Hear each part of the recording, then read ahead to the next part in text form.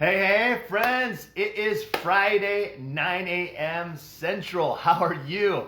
My name is Tyler. I am super pumped. We are in episode 2 of your modern day mentor. Today, we're going to get into a topic called the games we play. And I don't know about you, but I am super excited after the week that we just had, super excited to get into the weekend, and super excited to share with you some of the topics and information that we have today. For those of you who are just joining in, this is new.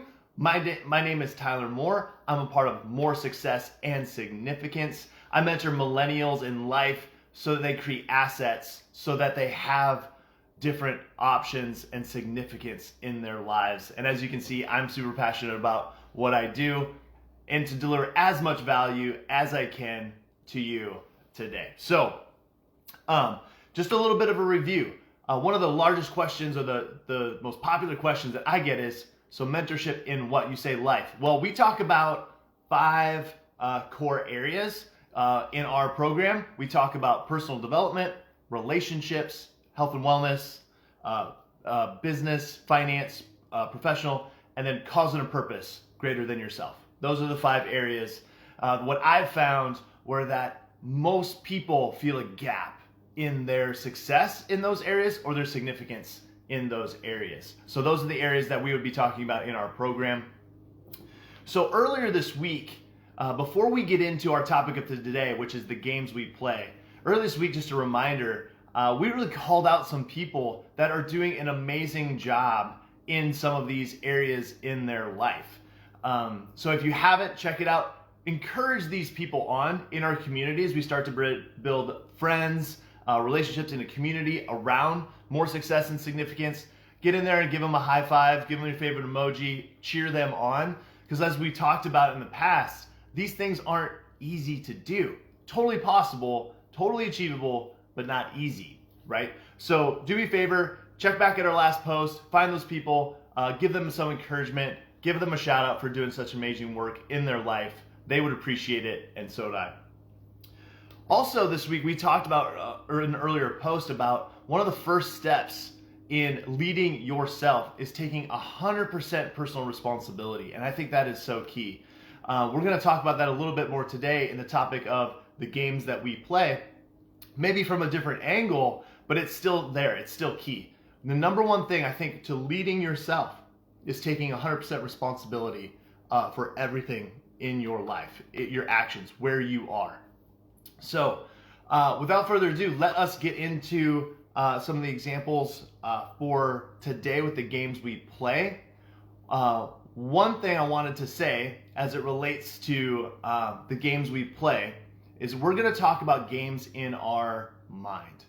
And why I think that is so relational is that I know I have played these games in my mind. I think maybe many of you have played some of these games.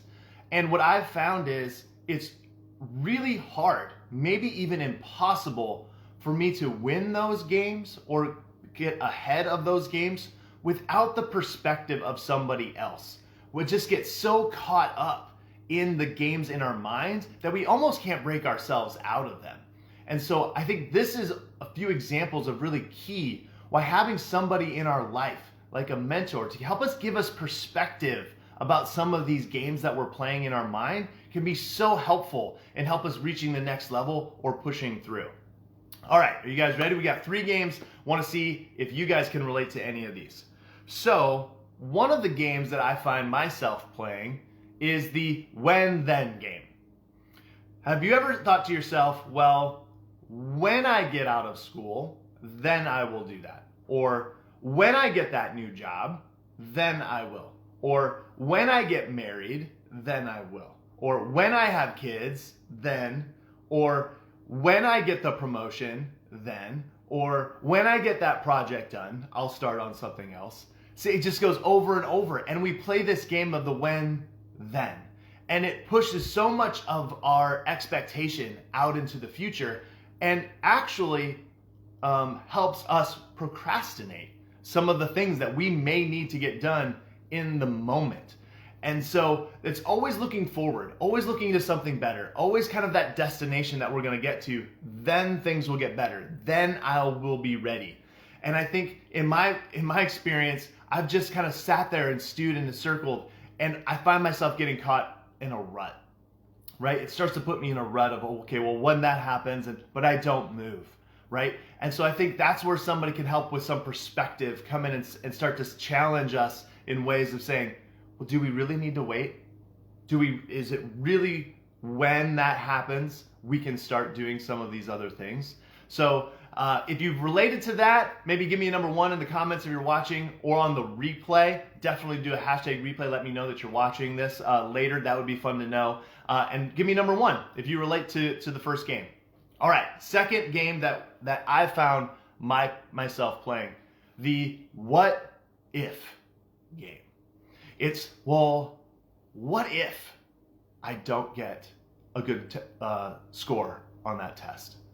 Well, then what if I don't get into that great college or university? And then what if I'm not able to get that ideal job? And then what if that means I can't get the house or the car or provide for my partner the way that I want to? And then what if that means that our kids will be hurt because we're not able to provide in a way? And there comes a spiral of what if.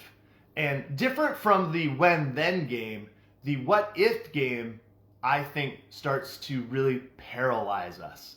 It starts to create fear that we may not be able to do some of the things that we want to do. And it looks at some of the negative ramifications of some of our choices and what we may want to accomplish. And it just paralyzes us. It keeps us from taking action, keeps us from being positive in those actions. And again, I found that unless I have somebody who I can verbalize my thoughts to, and they can challenge me and say, Tyler, and this has happened before, what are the real odds of that happening? And what if it does happen? And help me get through some of those negative thoughts and emotions, that negative game that we played, the what if game. Then I feel like we can get, again, stuck, paralyzed. Maybe not so much in a rut, but I think paralyzed is the better word here, where we just can't move. We feel like we just don't know what to do next because of what could happen in those next steps. So again, like before, if you can relate to that, drop me number 2 in the comments below, the what if game. And finally, this game I think is not necessarily a game we play with ourselves. It is a vantage point that I think a lot of people falsely have. And I call this the 2-path game.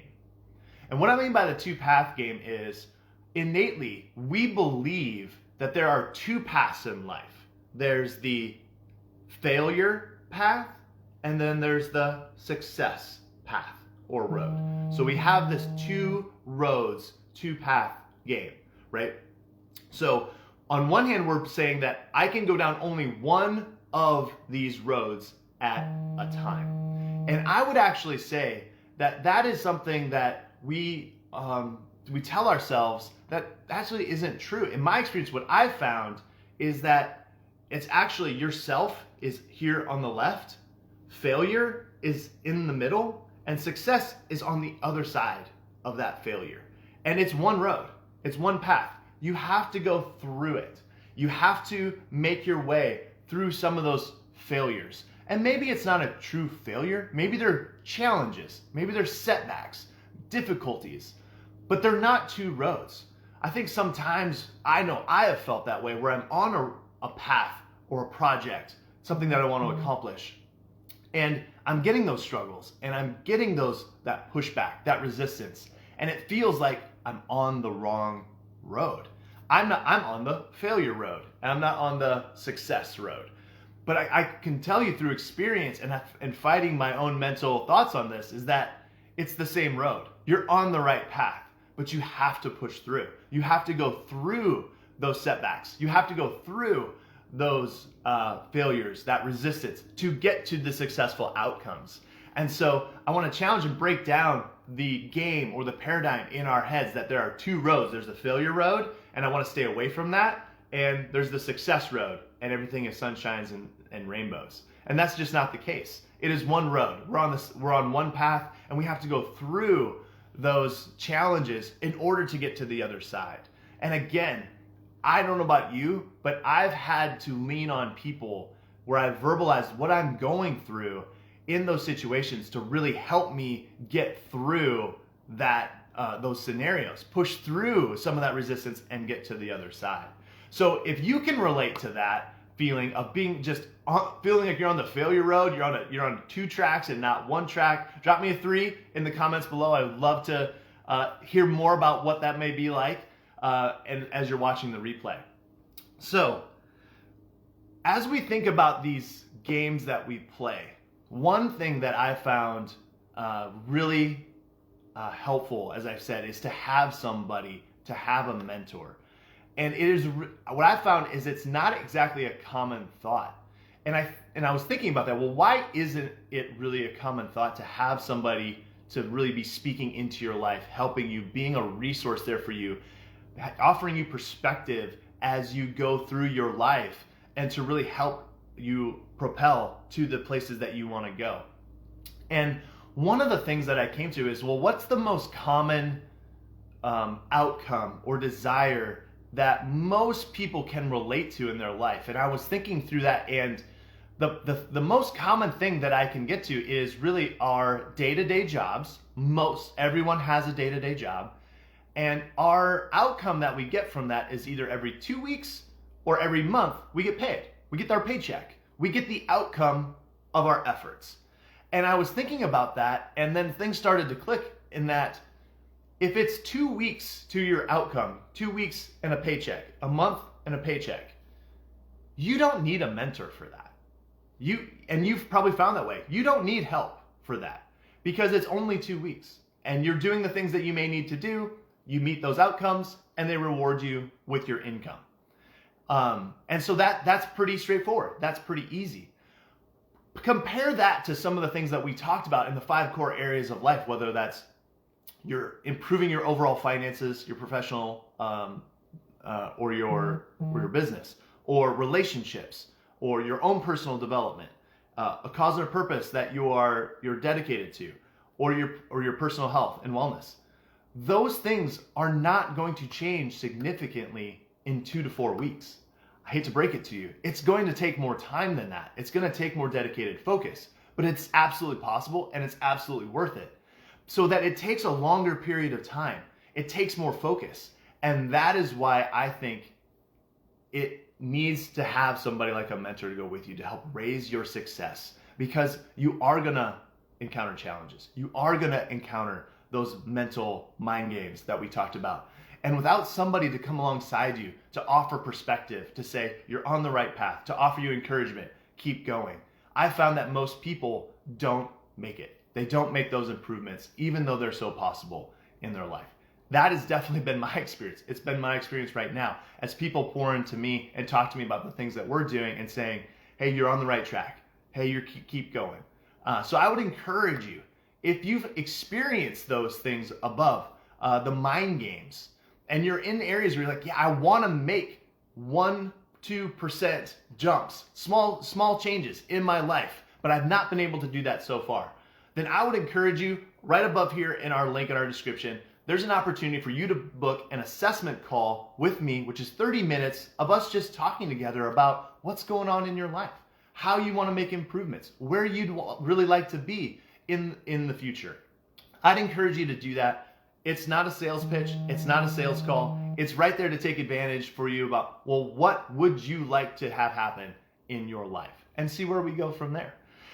So an exciting announcement there that I want to put on for those assessment calls is I am giving away, like I said, these are free. I'm doing 10 of these this month. So I am going to be opening up my calendar. I'm sure, like how busy you are, I'm busy. I am putting blocks on the calendar. We're doing 10 of these before the end of the month for you guys to be valuable for you, right? To be there to say, okay, what is it that we can do? Take small steps and help make changes in those 5 core areas of your life. So I'm super excited to announce that we're going to do 10 of these by the end of the month. We've never done this before. And so I'm opening this up. I think it's going to be awesome. And I look forward to what we're going to do, who we're going to meet, the conversations that we're going to have. I would say get on those quick because 10 is not a lot. and we've never given these away, so I think they're going to go pretty fast. So looking forward to have those conversations with you, and I'm super excited to make that announcement today. We're doing 10 of these before the end of the month, so super excited about that. So we're doing this podcast, we're doing this leadership show, mentorship show every Friday at 9 a.m. Central. You can catch them on the replays. If you would love to turn in live, that would be awesome. So we'll see you next week. And until next week, I'm wishing you nothing but more success and significance in your life. Take care.